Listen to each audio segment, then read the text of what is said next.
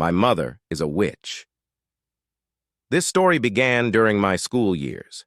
After a family breakdown, the kind that often happens to people approaching their 40s, divorce, property division, children. It's quite unpleasant for an adult, but in this story, I was a child. I can't say I suffered greatly from this event. I was never close to my stepfather, and at that time, I was deeply absorbed in my studies and thoughts, paying very little attention to the surrounding reality. My mother, a strong woman who grew up in difficult times, didn't show that anything bothered her, or perhaps I just didn't notice. Fate brought us to a recently built house, with bare walls and floors, and huge electricity bills. But the most unpleasant part was that my mother didn't have a job. There was some money set aside for finishing the house renovations, but money has a way of disappearing, and it vanished quickly. I continued my schooling and never really thought much about earning money. We never really needed much.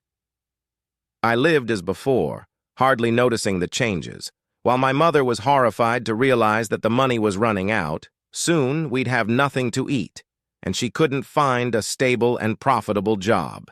She moved between advertising agencies, studios for working with children, marketing firms.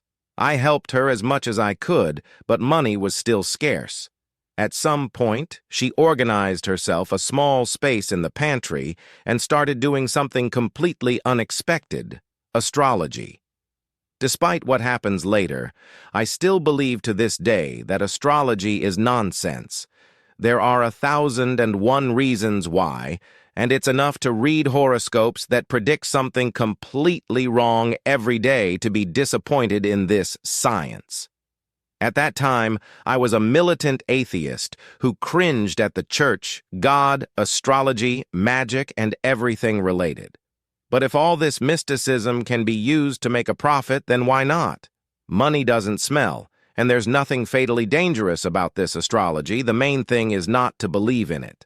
So, calming down my inner skeptic, but still with a dissatisfied face, I printed silhouettes of people with various gates, chakras, lines, and other nonsense on the printer. I found websites and programs on the internet that, based on location and date of birth, gave a person a classification and identified their strengths and weaknesses. It didn't bring in much money. My mother spent a lot of time on this. She genuinely studied all this astrology. However, diligence in studying something doesn't necessarily bring in money. There were few clients, and consequently, little money. One winter day,